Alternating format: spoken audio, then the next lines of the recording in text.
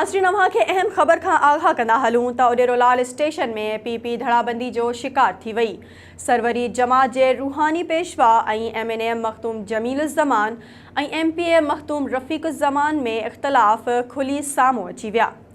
SS news जे reporter शाहिद ख़ासकैली जी report मूजिब PP तरफ़ां टिकटनि जो ऐलान न थियण सबबि Uderolal station, Uderolal village, town committee Uderolal station, UC पलीजाणी UC शेर मोहम्मद ठोड़ा में बल्दियाती इलेक्शन में हिक ॿिए साम्हूं उम्मीदवार बीहारिया विया आहिनि। उन ॾिस में वरितल ॼाण मूजिबि यूनियन काउंसिल शेर मोहम्मद ठोड़ा ते पीपी तरफ़ां ज़िले काउंसिल उम्मीदवार हाजी परियो उर्फ Bhuro Khyber, chairman Wafa Sarfaraz Khaskheli vice chairman Ismail Shahuk जे साम्हूं मखदूम जमीलुज़्ज़मान तरफ़ां ज़िले काउंसिल ते Akhund Abdul Latif Siddiqui, chairman Waseem Abbas Talpur vice chairman Nisar Shahuk खे नामज़द कयो वियो। जॾहिं त यूनियन काउंसिल उडेरोलाल विलेज ते पीपी तरफ़ां ज़िले काउंसिल ते सैयद सरदार अली शाह,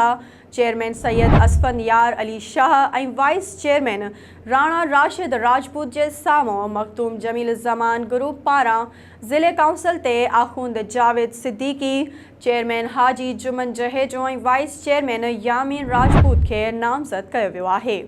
ॿिए तरफ़ यूनियन काउंसिल उडेरोलाल स्टेशन में पीपी तरफ़ां ज़िले काउंसिल ते मोहम्मद यूसुफ छुट्टो, चेयरमैन रईस आसिफ छुट्टो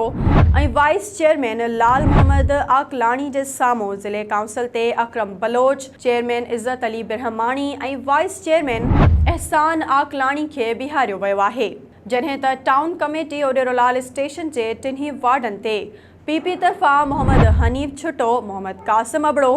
अब्दुल गफ़ार घांगलो जे साम्हूं मखदूम जमीलुज़्ज़मान ग्रुप तरफ़ां दीवान लेखराज, सरवर खुश्क इरफान उमरानी खे बीहारियो वियो आहे। होॾां यूनियन काउंसिल पलीजाणी तां पीपी तरफ़ां ज़िले काउंसिल लाइ हाजी Arshad Soho, chairman rice Abdul Ghaffar खोसो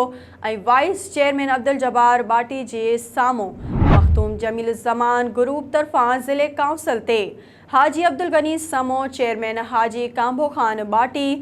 वाइस चेयरमैन अब्दुल हमीद गाहो खे बीहारियो वियो आहे। UC उडेरोलाल स्टेशन ते मखदूम जमीलुज़्ज़मान तरफ़ां चेयरमैन लाइ नामज़द कयल पीपी तालके मटियारी जे अॻवान इज़्ज़त अली बिरहमाणी मीडिया सां ॻाल्हाईंदे चयो आहे त जेकॾहिं पार्टी टिकट न ॾिनी त असां मखदूम जमीलुज़्ज़मान ग्रुप तरफ़ां आज़ाद हैसियत में इलेक्शन विढ़ंदासीं।